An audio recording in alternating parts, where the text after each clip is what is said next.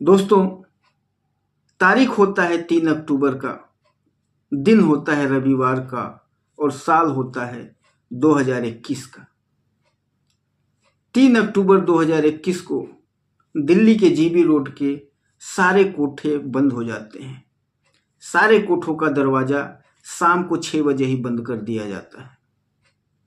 दिल्ली का GB road जो नई दिल्ली रेलवे स्टेशन से मात्र 500 मीटर की दूरी पर है, वहाँ पर जीबी रोड के कोठों पर देश के हर कोने से, चाहे बिहार हो, उत्तर प्रदेश हो, हरियाणा हो, हिमाचल हो, राजस्थान हो, हर जगह की वेश्याएं उस कोठे पर मिलती हैं। सिर्फ देश के सभी राज्यों से ही नहीं, बल्कि देश के पड़ोसी मुल्कों से, नेपाल, बांग्लादेश, इन सब जगहों से भी वेश्याएं वहाँ पर जीबी रोड में आती हैं और अपना जीवन यापन करती हैं। और हर दिन हजारों से ज़्यादा कस्टमर्स आते हैं, हजारों से ज़्यादा लोग वहाँ पर आते हैं और अपनी इच्छाओं की पूर्ति करते हैं। दोस्तों, जब 3 अक्टूबर 2021 को शाम को 6 बजे ही दिल्ली के सारे कोठों का दरवाज़ा बंद हो जाता है, तो वहाँ पर आने वाले कस्टमर्स इधर से उधर घूमने लग जाते हैं, परेशान होने लग जाते हैं, क्योंकि कुछ तो कस्टमर वहाँ पर ऐसे होते हैं जो कि परमानेंट होते हैं, हर दिन उनको वहाँ पर पहुँचना होता है। और अक्सर हर दिन वो कोठे रात को 10-11 बजे तक खुले रहते हैं। लेकिन उस दिन ऐसा क्या हुआ था कि वो कोठे सिर्फ शाम को 6 बजे ही बंद हो गए थे। कुछ तो ऐसा घटा था, कुछ तो बड़ा कांड हुआ था जिसके वजह से ये कोठे शाम को 6 बजे ही बंद हो गए थे। ये चीज़ें सिर्फ उन कोठे पर काम करने वाली जो लड़कियां थीं उनको पता था। और आप भी जब इसको जानेंगे तो आप भी एक बार दंग रह जाएंगे। दोस्तों, नमस्कार, मैं हूं सुधीर राय और स्वागत करता हूं आप सबका आपके अपने YouTube चैनल क्राइम और साजिश के इस नए एपिसोड में। दोस्तों, वीडियो को शुरू करूं उससे पहले मेरा आप सबसे निवेदन है कि कृपया चैनल पर अगर नए होंगे तो चैनल को सब्सक्राइब कर लीजिएगा, वीडियो को लाइक कर दीजिएगा, बेल आइकन को प्रेस कर लीजिएगा, जिससे कि आपको मेरे सारे वीडियोज़ का नोटिफिकेशन समय से मिलता रहे। और अगर आपको वीडियो अच्छी लगे तो अपने दोस्तों को शेयर जरूर कर दीजिएगा। दोस्तों, दिल्ली के जीबी रोड का कोठा नंबर 67, जहां पर 14 जून 2020 को एक व्यक्ति जाता है जिसका नाम होता है अनुराग मिश्रा। अनुराग मिश्रा जब उस कोठे की सीढ़ियों पर चढ़ता है तो देखता है कि कोठे की सीढ़ियों के दोनों तरफ काफ़ी सारी एक से एक सुंदर लड़कियां खड़ी हुई हैं, काफ़ी छोटे छोटे कपड़ों में अपने शरीर को दिखाती हुई, लोगों को आकर्षित करती हुई और अपने चेहरे पर मुस्कान बिखेरती हुई लड़कियां हर लोगों आने जाने वाले लोगों को आमंत्रित कर रही होती हैं। हर आने जाने वाले लोगों से अपने आँखों के इशारे से, अपनी आवाज़ से और अपने पहने हुए छोटे छोटे अपने शरीर को दिखाने वाले कपड़ों से हर व्यक्ति को आकर्षित कर रही थी। जिसको वो पसंद आ जाती थी वो व्यक्ति उसको लेकर के और वहाँ पर बने कमरे में चला जाता था और उसके साथ अपनी शारीरिक इच्छाओं की पूर्ति करता था। जब अनुराग मिश्रा वहाँ पर पहुँचता है तो वहाँ पर खड़ी सारी सुंदर सुंदर कन्याएं अनुराग मिश्रा को अपने तरफ लुभाने की कोशिश करती हैं। सब उसे अपनी तरफ बुलाती हैं और कहती हैं कि आप बहुत स्मार्ट लग रहे हो, आप आ जाओ मेरे साथ। लेकिन अनुराग मिश्रा उन सारी लड़कियों की तरफ देखता है और मुस्कुराता है। लड़कियां भी प्रत्युत्तर में मुस्कुरा करके उससे काफ़ी लुभावनी चीज़ें, लुभावनी बातें करती हैं। लेकिन अनुराग मिश्रा मुस्कुराते हुए ऊपर चढ़ता जाता है और जब कोठे के ऊपर चला जाता है, वहाँ पर एक बहुत सा बड़ा बरामदा होता है और बरामदे से वो खड़ा होकर के चारों तरफ एक बार देखता है। देखने के बाद उसे एक कोने में एक चेयर और एक सोफ़ा मिलता है और वो वहाँ जा करके उस सोफ़े के ऊपर बैठ जाता है। जैसे ही वो सोफ़े के ऊपर बैठता है, उसके बैठते ही वहाँ पर काफ़ी सारी लड़कियां, औरतें उसके पास आती हैं और सभी उसको रिझाने की कोशिश करती हैं। सभी उसे अपने अपने तरीके से उसको अपनी तरफ आकर्षित करके और अपने साथ ले जा कर के उसके साथ शारीरिक क्रिया करने की कोशिश करती हैं। लेकिन अनुराग मिश्रा किसी की बात नहीं मानता है और सभी लड़कियों को कहता है कि आप जाओ, मुझे अभी ये काम नहीं करना है। कई लड़कियां उसके ऊपर काफ़ी छीटाकशी करती हैं कि क्या तुम्हारे अंदर दम नहीं है या तुम्हारे पास पैसे नहीं हैं, अगर पैसे नहीं हैं तो उधार में ही कर लो, फिर कभी दे देना। ऐसी चीज़ें होती हैं। लेकिन अनुराग मिश्रा मुस्कुराते हुए सारों का जवाब देता है, लेकिन किसी के साथ जाता नहीं है। तभी वहाँ पर उस कोठे की सबसे सुंदर जो लड़की होती है, जिसका नाम होता है शालिनी, शालिनी वहाँ पर आती है और आने के बाद अनुराग के बगल में बैठ जाती है। जब अनुराग देखता है कि इतनी सुंदर लड़की, जो कि वहाँ पर जितनी सैकड़ों लड़कियां थी सबसे सुंदर थी, उस कोठे की चाम थी वो लड़की। जब वो उसके पास बैठती है तो कहती है कि चलो आ जाओ मेरे साथ। अनुराग मिश्रा कहता है कि अरे चुप रहो, अभी तो मैं गर्मी से बाहर से आया हूँ, इतने दूर से थक करके आया हूँ, थोड़ी देर मुझे बैठने दो, थोड़ी देर आराम करने दो, थोड़ा हवा खाने दो और थोड़ा पानी वानी पीने दो। वो कहती है कि पानी पीना है? वो कहता है हाँ। तो फिर शालिनी जाती है और जा कर के एक बोतल लेकर के आती है और वो बोतल का पानी उसको अनुराग को देती है। अनुराग उस बोतल को देखने के बाद कहता है कि यही पानी है, यहाँ पर कोई बिस्लरी वगैरह का बोतल है तो लेकर के आओ। वो कहती है कि तुम महिमा मैडम के दामाद हो क्या, जो तुम्हें बिस्लरी की बोतल दिया जाएगा? अब तुम्हें पानी के साथ और भी गुलाब जामुन, रसगुल्ले भी दिए जाएंगे। अरे चुपचाप इसको पी लो, यह कोठा है, यहाँ पर यही चीज़ें मिलता है। मेरा बोतल है, मैं किसी को अपना बोतल देती नहीं हूँ, लेकिन तुम एक साफ़ सुथरे अच्छे इंसान लग रहे हो, इसलिए मैं तुमको बोतल दे रही हूँ, नहीं तो मैं अपना बोतल भी किसी को टच नहीं करने देती हूँ। फिर उसके बाद अनुराग वो बोतल ले लेता है और पानी पीता है और पानी पीने के बाद बैठा रहता है और शालिनी से बातें करता है। शालिनी को भी उस अनुराग से बातें करने में काफ़ी मज़ा आ रहा था और अनुराग को भी शालिनी से बातें करने में काफ़ी इंटरेस्ट पैदा हो रहा था। अभी इन दोनों की बातें होती ही रहती हैं। तब तक से एक शराबी आता है वहाँ पर, झूमते हुए, उसके पैर लड़खड़ा रहे होते हैं। वो आता है और चारों तरफ अपनी नज़र दौड़ाता है। वो शालिनी को ही ढूंढ रहा था, क्योंकि वहाँ पर उस कोठे की सबसे सुंदर जो महिला थी वो शालिनी ही थी। जब उसको चारों तरफ नज़र घुमाने के बाद जब उसकी नज़र शालिनी के पास जाती है तो शालिनी को इशारा करता है कि चलो। फिर शालिनी अनुराग से कहती है कि तुम्हें अगर कुछ करना है तो चलो, नहीं तो मैं इसके साथ जा रही हूँ। अनुराग कहता है कि तुम चले जाओ, मुझे अभी कुछ नहीं करना है। फिर शालिनी चली जाती है उस कमरे में, अपने कमरे में उस शराबी के साथ, और थोड़े देर वो शराबी उसके साथ अपनी शारीरिक क्रियाएं करता है और जब संतुष्ट हो जाता है तो वो शराबी निकल करके और शालिनी को पैसे दे करके चला जाता है। और शालिनी भी जब वहाँ से खाली होती है तो फिर सीधे आकर के अनुराग के पास बैठ जाती है और बातें करने शुरू कर देती है। अनुराग कहता है कि कैसा लगा?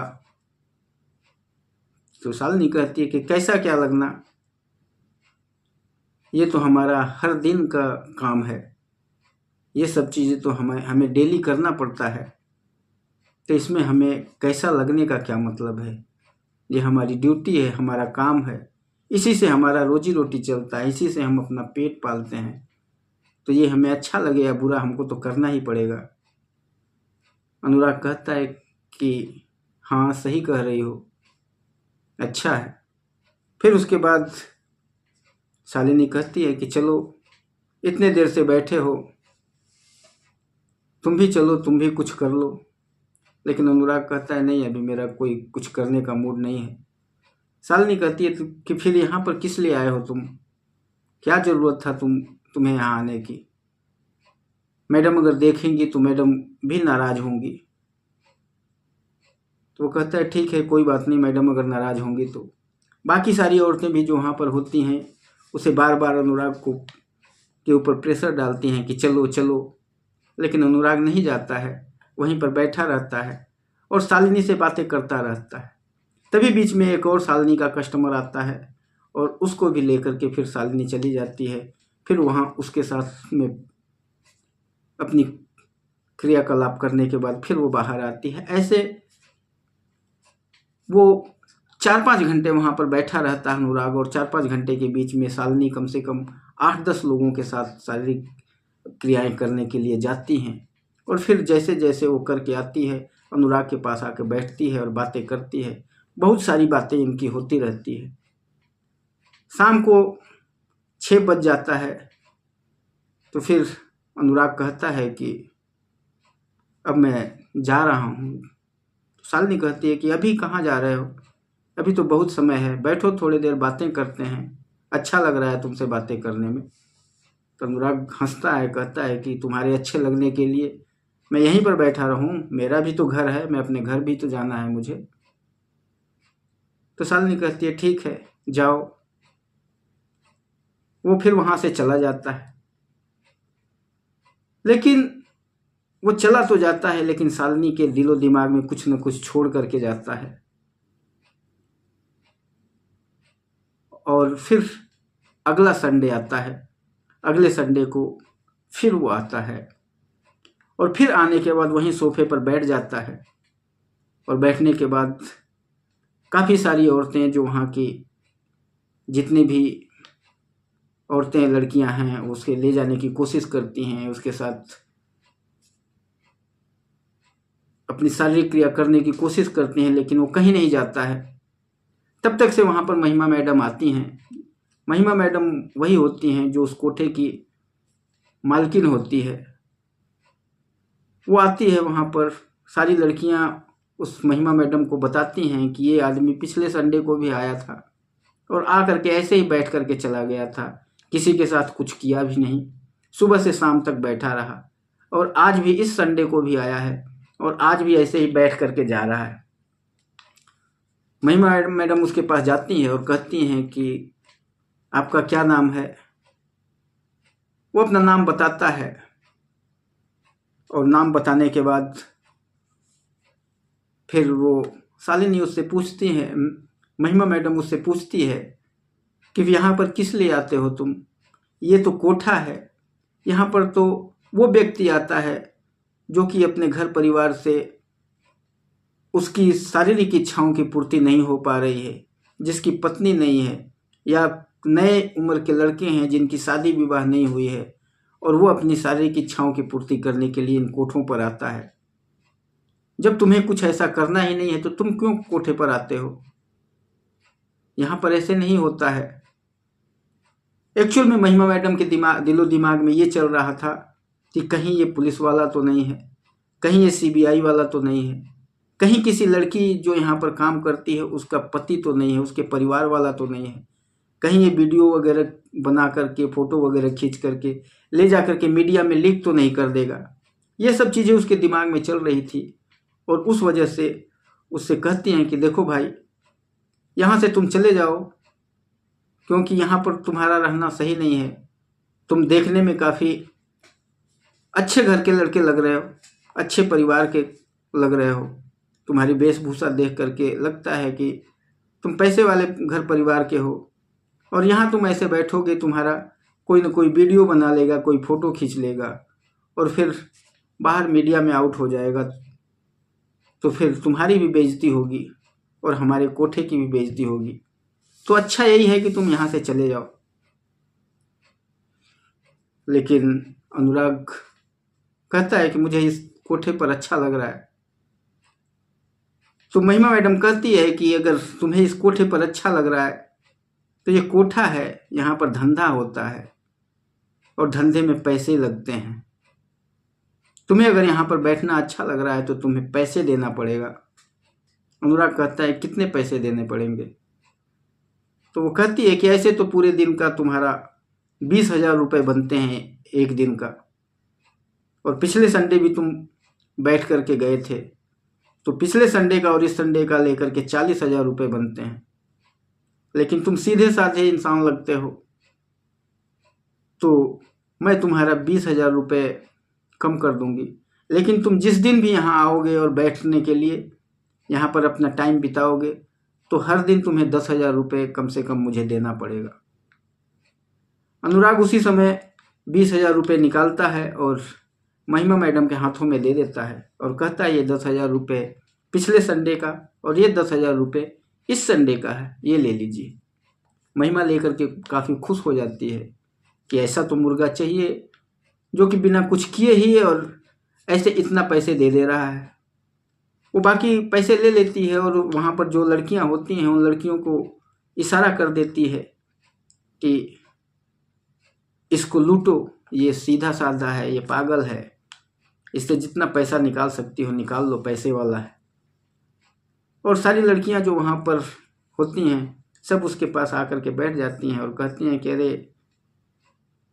अनुराग जी तो बहुत पैसे वाले आदमी हैं, इनके पास तो पैसे की कोई कमी नहीं है, ये तो 200-500 हर आदमी को दे सकते।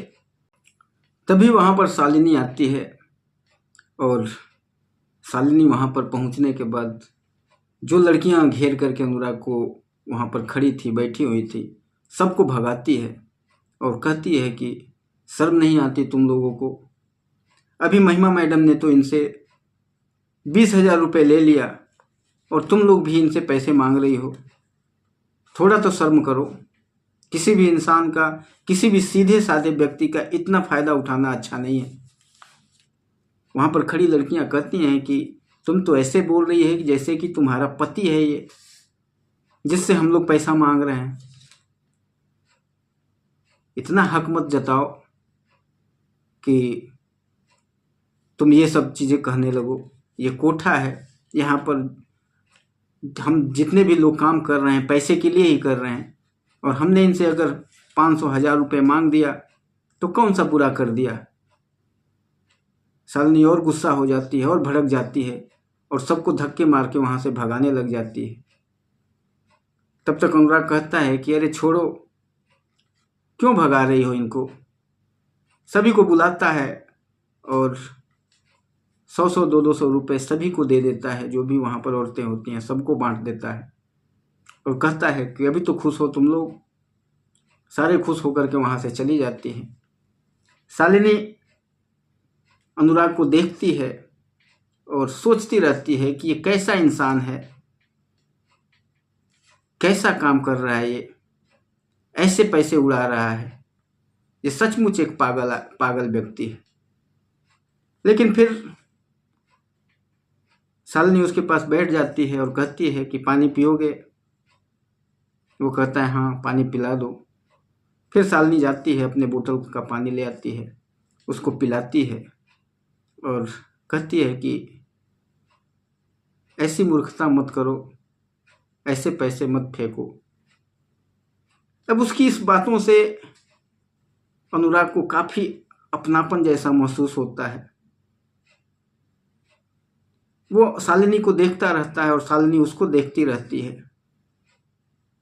फिर शालिनी मुस्कुराती है और कहती है कि चाय पीने का दिल है क्या? अनुराग कहता है कि पिला दो अगर पिलाना चाहो तो। शालिनी कहती है कि 2 मिनट रुको, अभी मैं चाय ले आती हूँ। शालिनी जाती है और चाय लेकर के आती है। 2 कप में चाय ले आती है। दोनों बैठ कर के चाय पीने लगते हैं। शालिनी भी पीती है और अनुराग भी पीता है। धीरे धीरे समय बीतता जाता है। शाम के 7 बज जाते हैं और फिर अनुराग उठता है और कहता है कि मैं जा रहा हूँ। शालिनी उसको रोकती है, उसके बाहों को पकड़ लेती है और कहती है थोड़ी देर और रुको। तुम्हारे रुकने से मुझे काफ़ी तसल्ली मिलती है। मुझे काफ़ी अच्छा लगता है तुम्हारा रुकना, तुमसे बातें करना। थोड़ी देर और रुको। अनुराग कहता है कि नहीं, अब बहुत समय हो गया है, मुझे जाने दो। और वो चलने लगता है। चलते चलते वो शालिनी को 2000 रुपये निकाल करके देता है। शालिनी कहती है कि ये पैसे किस चीज़ के? तो कहता है कि इतने देर से, सुबह से तुम्हारे साथ बैठा हूँ, तुमसे बातें कर रहा हूँ, सबको मैं ऐसे ही बिना किसी बातचीत का मैं सबको पैसे दे दिया, तुम्हारी मालकिन को भी दे दिया, तो तुम्हें 2000 रुपये दे रहा हूँ तो कोई ज़्यादा नहीं है। ये 2000 रुपये रख लो। काफ़ी तुम्हारा मैंने दिमाग खराब किया है सुबह से। शालिनी हंसने लगती है और कहती है कि मूर्ख हो क्या, ऐसे ही पैसे फेंकते रहते हो? मैं किसी के साथ जब तक कोई काम नहीं करती हूँ तब तक मैं किसी से पैसा नहीं लेती हूँ, और तुम्हारे साथ तो मैंने कुछ किया ही नहीं, तुमने भी कुछ किया ही नहीं, तो किस चीज़ के पैसे? कोई पैसे नहीं। तुमने, अगर मैंने तुम्हें एंटरटेन किया तो तुमने भी तो पूरा दिन मुझे एंटरटेन किया है। मुझे पैसे नहीं चाहिए। वापस कर देती है और कहती है पैसे रख लो। उसके बाद वो अनुराग चला जाता है। फिर तीसरे हफ्ते फिर संडे को वो आता है, लेकिन जब शालिनी पैसे उससे नहीं लेती है तो वहाँ जो लड़कियाँ होती हैं, जो औरतें हैं उस कोठे की, सारी महिमा मैडम को जा कर के बताती हैं कि ये इसको 2000 रुपये दे रहा था वो, इसने नहीं लिया। महिमा काफ़ी नाराज़ होती है, काफ़ी गुस्सा होती है, उसको काफ़ी उल्टा सीधा बोलती है, यहाँ तक कि उसके शालिनी के ऊपर हाथ भी उठा देती है, लेकिन शालिनी बर्दाश्त करती है। महिमा कहती है कि ये कोठा है, यहाँ पर कोई रिश्तेदार नहीं है किसी का, कोई अपना नहीं है, यहाँ सब अपनी हवस की पूर्ति करने के लिए आता है। यहाँ जिससे जितना मिले उतना लिया जाता है। तुम इतना सती सावित्री और इतना ईमानदार बनने की ज़रूरत नहीं है।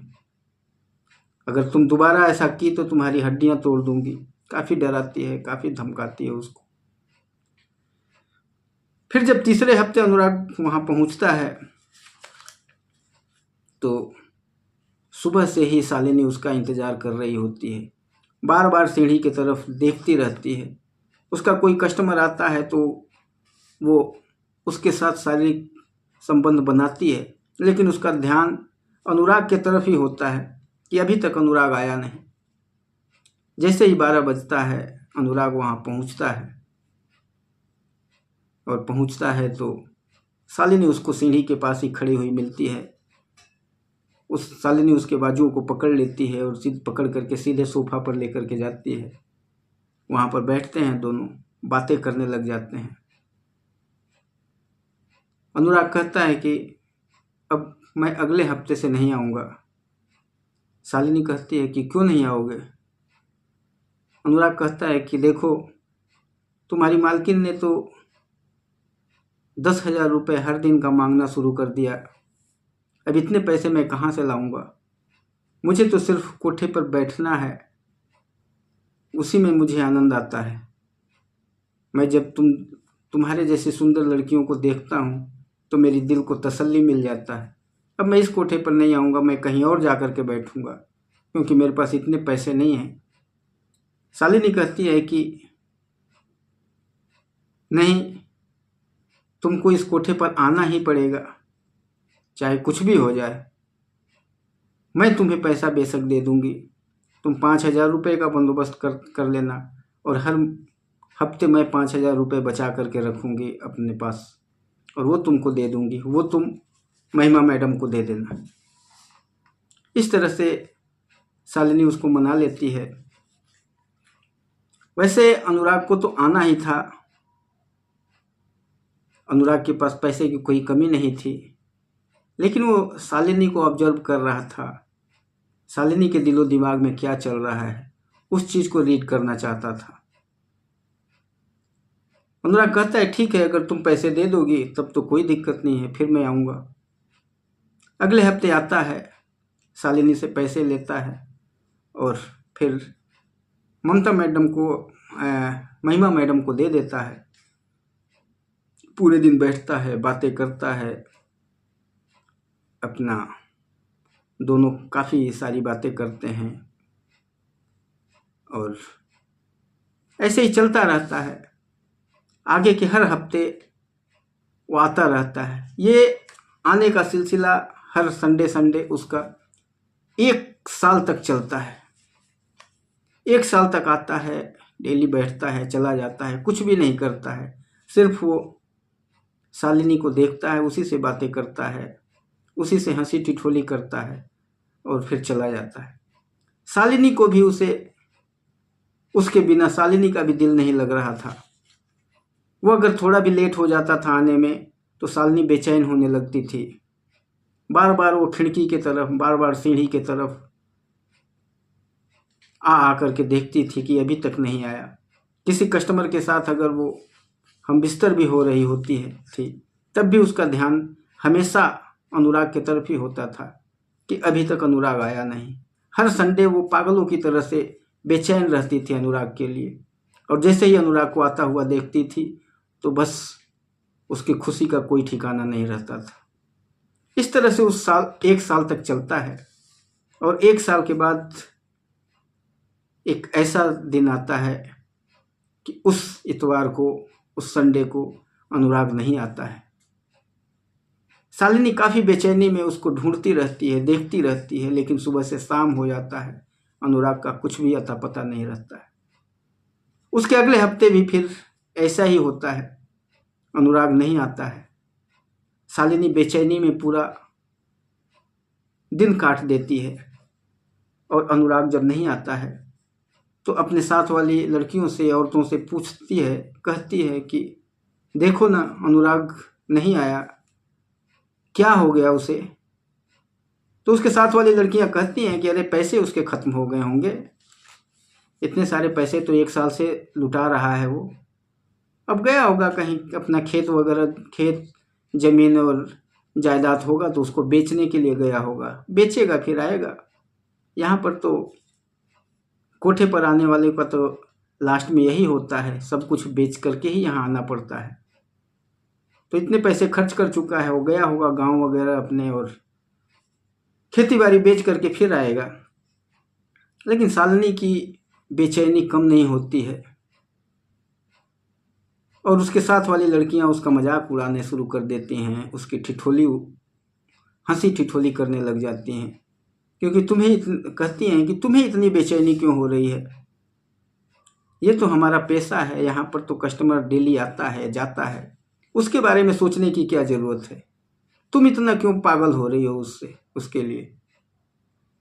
ज़्यादा तुम ऐसे करोगी तो मैं अभी महिमा मैडम को जा करके हम लोग बता देंगे कि ऐसी ऐसी बातें हैं, फिर तुम्हारे लिए अच्छा नहीं होगा। शालिनी इनकी बातें सुनती रहती है, कभी कभी तो उसकी आंखों में आंसू भी आ जाते हैं। छुप करके अपने कमरे में जा करके रोती है और फिर बाहर निकल के आंखों को पोंछ करके और लोगों से बातें करती है, लेकिन उसका दिलो दिमाग और ध्यान हमेशा अनुराग की तरफ होता है। ऐसे ही 1 2 3 4 5 कई हफ्ते बीत जाते हैं और अनुराग नहीं आता है। फिर एक संडे ऐसा आता है 4-5 हफ्ते के बाद कि वो सीढ़ियों पर खड़े हुए उस संडे को भी अनुराग का इंतजार कर रही होती है। अनुराग बेशक नहीं आता था, लेकिन हर संडे को सुबह तैयार होकर के बन संवर करके वो सीढ़ियों पर खड़ा होकर के अनुराग का इंतजार करती रहती थी। लोग उसे बताते थे, वहाँ की लड़कियां औरतें समझाती थी कि पागल मत बनो, अब नहीं अनुराग आएगा, उसके पैसे जो थे वो ख़त्म हो चुके, वो चला गया है अब। और यहाँ कोई घर किसी का थोड़े है, यहाँ कोई किसी से प्यार थोड़े करता है कि तुम्हारे लिए वो आएगा। यहाँ तो अपनी हवस को पूरा करने के लिए लोग आते हैं और चले जाते हैं, और वो तो हवस भी पूरा करने नहीं आता था, वो तो अपना टाइम पास करने के लिए आता था, वो नहीं आएगा। लेकिन शालिनी नहीं मानती है, और उस संडे भी उन सीढ़ियों पर खड़ा होकर के, और उसकी नज़रें रोड पर चलने वाली गाड़ियों और लोगों की तरफ होती है। लेकिन तभी अनुराग रोड से इस सीढ़ियों के ऊपर चढ़ते हुए दिखता है। जैसे ही शालिनी उसको देखती है, उस सीढ़ियों से भाग करके नीचे उतरती है और अनुराग के नज़दीक जाकर के उससे गले लिपट जाती है, उसको बेतहाशा चूमने लग जाती है और ऐसे बिहेव करने लग जाती है जैसे कि बरसों से ये एक दूसरे से जुदा हुए हों। जो एक पति और पत्नी सालों बाद जब एक दूसरे से मिलते हैं, एक प्रेमी और प्रेमिका सालों बाद जब एक दूसरे से मिलते हैं, तो जो बिहेव वो एक दूसरे से मिलके करते हैं, उससे भी कहीं बढ़ कर के ये कर रही थी। उसके लगातार गालों पे चुंबनों की बौछार करती जा रही थी, उसे गले से लिपट करके रोती जा रही थी और कह रही थी कि कहाँ थे इतने दिनों तक, क्यों नहीं आ रहे थे तुम। अनुराग कह रहा था, अरे चलो ऊपर चलते हैं, वहाँ पर बैठ करके सब कुछ बताऊंगा तुम्हें। अनुराग के भी आंखों में आंसू था। अनुराग और शालिनी दोनों सोफे के ऊपर आते हैं, बैठते हैं। तो बैठने के बाद अनुराग कहता है कि अरे पागल, मैं गांव चला गया था अपने, और अभी कल ही आया हूँ। गांव में कुछ काम था इसलिए चला गया था, इसलिए मैं तुम्हारे पास नहीं आ पाया। महिमा मैडम को भी पता चलता है कि अनुराग आ गया है, तो महिमा मैडम भी काफ़ी खुश होती हैं, क्योंकि महिमा भी काफ़ी मतलब कि एक अच्छी औरत थी। ये इस धंधे में जो आती है उसको तो पैसे चाहिए होता है, लेकिन दिल की साफ औरत थी। लेकिन जब महिमा ये देखती है शालिनी का जो बिहेव, जो अनुराग को देख करके पागल हो जा रही थी, महिमा समझ जाती है कि शालिनी अनुराग को दिलो जान से चाहने लगी है, और अनुराग को भी देखती है और अनुराग की आंखों में भी आंसू देखती है, तो समझ जाती है कि अनुराग भी शालिनी को बहुत प्यार करने लग गया है। दूसरे दिन महिमा मैडम अनुराग के पीछे अपने 2-3 लोगों को लगा देती है और कहती है कि इसका पता लगाओ, ये कौन है, ये यहाँ आता है बैठ करके चला जाता है, ये क्या करता है। मुझे तो लगता है ये या तो कोई पुलिस वाला है जो यहाँ की सारी खबरें निकाल रहा है, या कोई बहुत बड़ा आदमी है जो यहाँ पर अपना एंटरटेनमेंट करने के लिए आ जाता है। इसका पता लगाओ। सुबह से शाम तक उसके गुप्तचर उसकी सारी गतिविधियों को देखते हैं, लोगों से पूछते हैं, तब उनको पता चल जाता है कि ये कौन है, और वो आकर के मैडम को बताते हैं। मैडम जब ये जान जाती है, उसके बारे में जान करके शॉक्ड हो जाती है, दंग रह जाती है कि इतना बड़ा आदमी, इतने पैसे वाला आदमी यहाँ आकर के क्या करता है। चूँकि जो अनुराग मिश्रा था, अनुराग मिश्रा बहुत ही बड़ा आदमी था। वो एक बहुत बड़ा सॉफ्टवेयर इंजीनियर था, जो कि अमेरिका की एक सबसे बड़ी कंपनी का मैनेजर था। उस अमेरिकी कंपनी का ब्रांच दिल्ली के नोएडा में खुला था, और उस ब्रांच को इस्टेब्लिश करने के लिए वो अमेरिका से यहाँ दिल्ली में आया हुआ था। रहने वाला बेसिकली वो मेरठ का था, और 4-5 सालों से वो अमेरिका में रह रहा था, और वहाँ से फिर यहाँ आया था 1-1.5 साल से नोएडा में अपनी कंपनी को इस्टेब्लिश करने के लिए। उसका ईयरली पैकेज 2 करोड़ के आसपास था। तो उससे अंदाज़ा लगा सकते हैं कि आप हर महीने का उसका 20 लाख के आसपास उसका मंथली पेमेंट था। और उसके बाद कंपनी की जो बाकी चीज़ें थीं वो भी उसको मिलती थी। तो जब ये चीज़ें महिमा जान जाती हैं तो काफ़ी शॉक्ड होती हैं कि इतना बड़ा आदमी, इतना पैसे वाला, इतना पढ़ा लिखा है आदमी, और यहाँ पर आकर के बैठता है।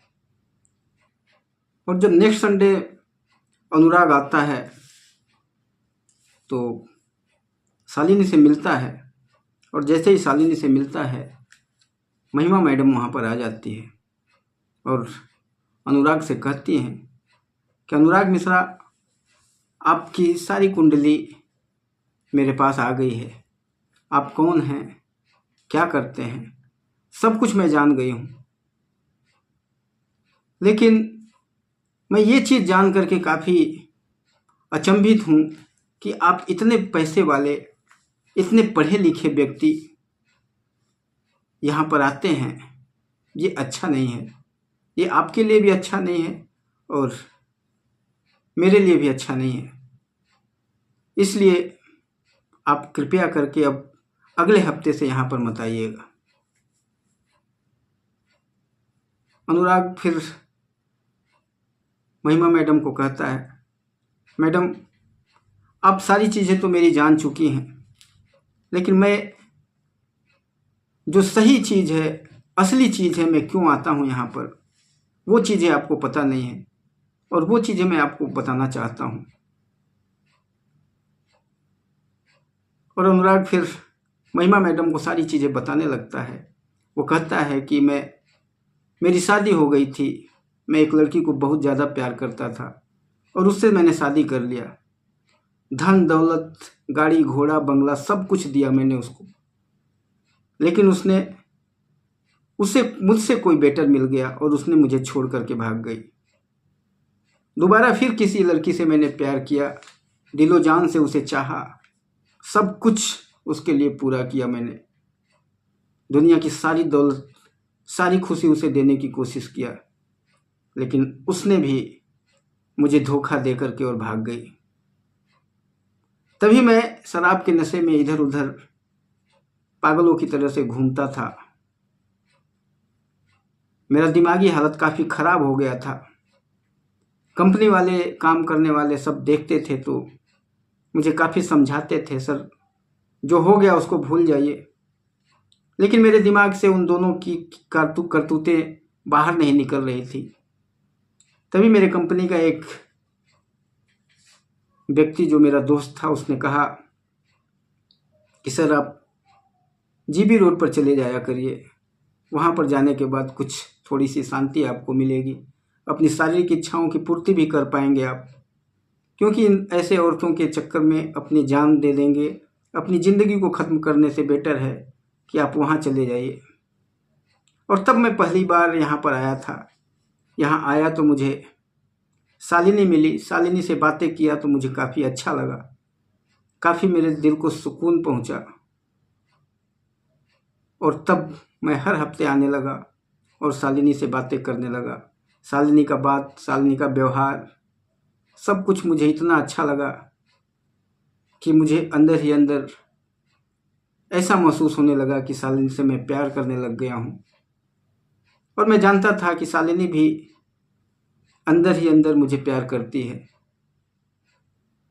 लेकिन मैं कुछ कह नहीं सका। लेकिन आज मैं आपसे कहना चाहता हूँ, आपके आगे हाथ जोड़ करके विनती करता हूँ कि मुझसे कितना भी पैसा जो भी लेना है ले लीजिए, लेकिन शालिनी को मेरे झोली में डाल दीजिए। मैं शालिनी से शादी करूँगा और शालिनी को जीवन भर वो सारी खुशियाँ दूंगा जो शालिनी डिजर्व करती है और जो एक लड़की, एक औरत की इच्छा होती है। ये सारी बातें सुनने के बाद एक बार महिमा मैडम के भी आंखों में आंसू आ जाता है। वो सोचने लगती है कि कौन ऐसा इंसान है जो ये सारी चीज़ें देख रहा है कि उससे वो शादी करने के लिए कह रहा है, जो पूरी दिन दूसरे दूसरे मर्दों के साथ सोती है, सालों से सोती आ रही है। जो कोठे पर हर रात बिकने वाली औरत है, उसके साथ ये व्यक्ति शादी करने के लिए तैयार है, दिलो जान से उसे चाह रहा है। मतलब ये कोई पुरुष नहीं, ये महापुरुष है। लेकिन फिर भी महिमा मैडम कहती है कि अपने दिमाग में सोचो, तुम इतने बड़े आदमी हो, इतने पढ़े लिखे आदमी हो, और तुम एक कोठे वाली से शादी करोगे, एक वेश्या से शादी करोगे, तो तुम अपने समाज में मुंह दिखाने लायक नहीं रहोगे। जब किसी को पता चलेगा कि ये वेश्या से शादी किया है तो तुम्हारे साथ क्या होगा? तुम्हें सोसाइटी से अपने बहिष्कार कर दिया जाएगा। इन सब बातों को क्यों नहीं सोचते हो?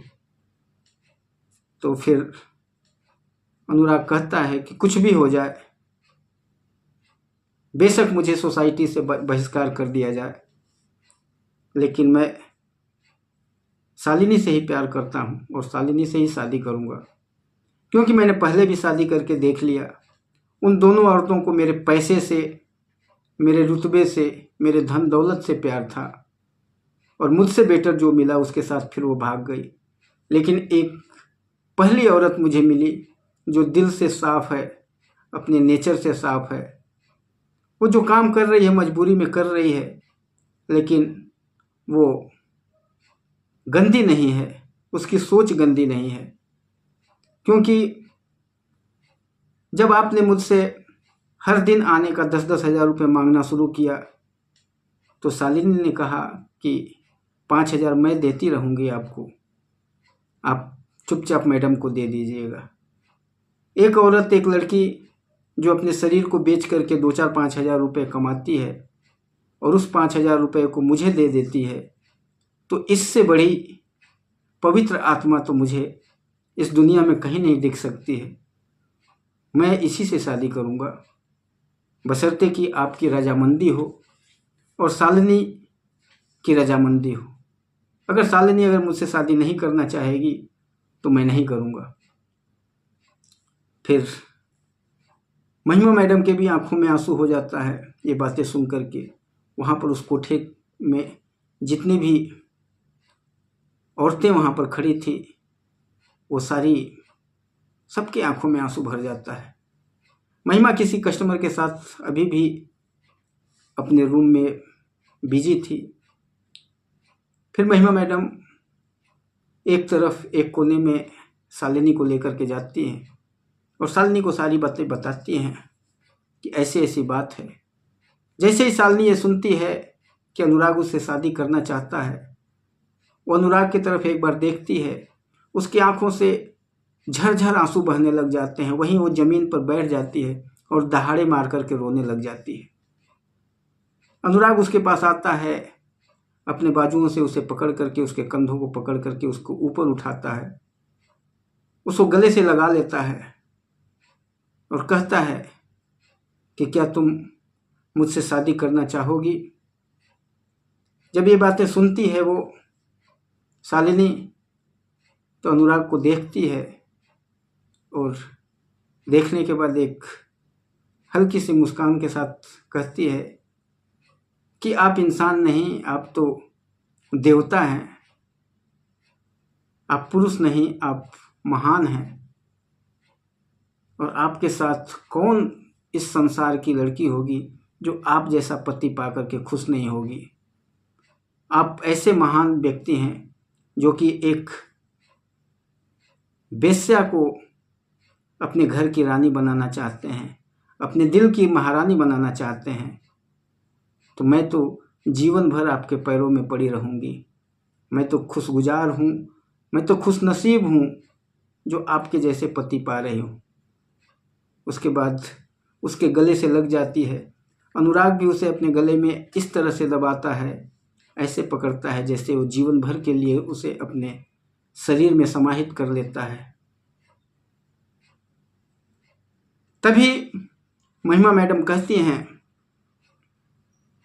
अपनी लड़कियों से कहती हैं, वहाँ की महिलाओं से कहती हैं कि जाओ, फटाफट जाओ, जितने भी दरवाजे हैं, जितने भी गेट हैं, बंद कर दो। शाम का 6 बज रहा था, कोई आएगा यहाँ पर इस खुशी के पल को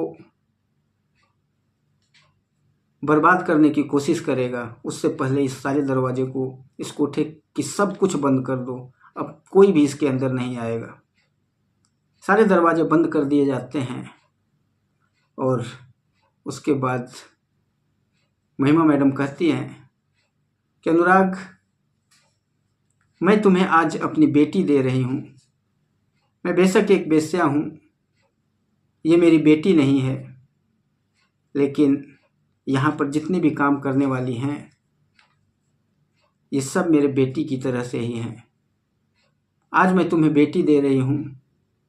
तुमने कहा कि आप जितना पैसा लेना है ले लीजिए, लेकिन मुझे पैसे की कोई ज़रूरत नहीं है, क्योंकि मैंने पैसे बहुत कमाया है और पैसे को क्या मैं मरूंगी तो लाद करके थोड़े लेकर के जाऊंगी। मुझे खुशी यही होगी कि मेरी बेटी एक अच्छे व्यक्ति के हाथों में चली जाए। तुम ले जाओ, ये मेरी कन्यादान है, लेकिन हाँ याद रखना, कभी भी इस जीवन में मेरी बेटी के आंखों में आंसू नहीं आने देना। अनुराग कहता है, अनुराग के भी आंखों में आंसू हो जाता है। वहाँ पर उपस्थित जितनी भी औरतें और लड़कियां होती हैं सबके आंखों में आंसू होता है, सब रोने लगती हैं। शालिनी तो दहाड़े मार मार कर रोने लगती हैं और बार बार महिमा मैडम के गले लिपट लिपट करके रो रही होती है, जैसे कि एक माँ से जब शादी के समय बेटी बिछड़ती है और उस समय का जो परिदृश्य होता है वो माहौल यहाँ पर बन चुका था। और फिर अनुराग शालिनी को लेता है। रात के 11:15 हो गए होते हैं।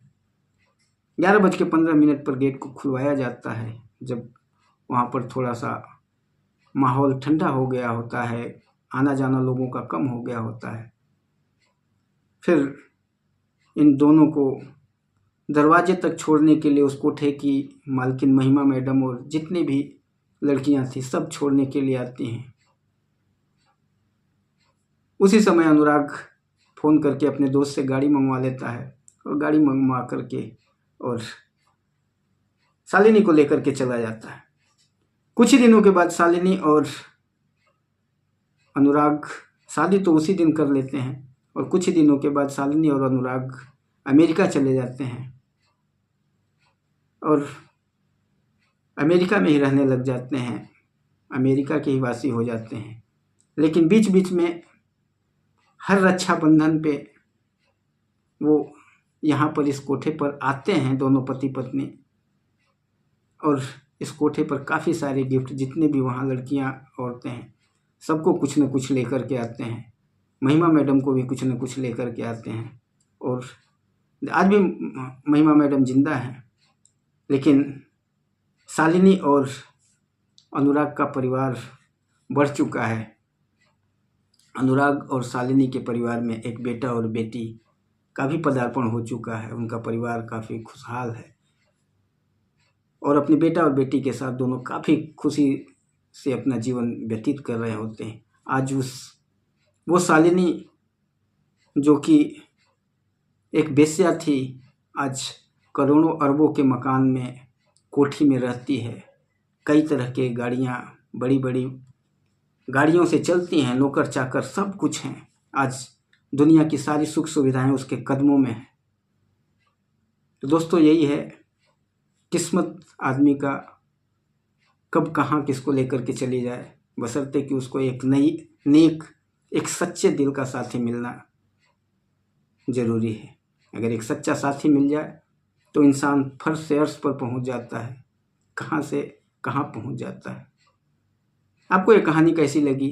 अगर कहानी अच्छी लगी होगी तो वीडियो को लाइक कर दीजिएगा। चैनल अगर सब्सक्राइब नहीं किए होंगे तो चैनल को सब्सक्राइब कर लीजिएगा, क्योंकि ऐसी वीडियो लाने की कोशिश करता हूँ मैं। फिर मिलेंगे किसी और वीडियो में, तब तक के लिए नमस्कार।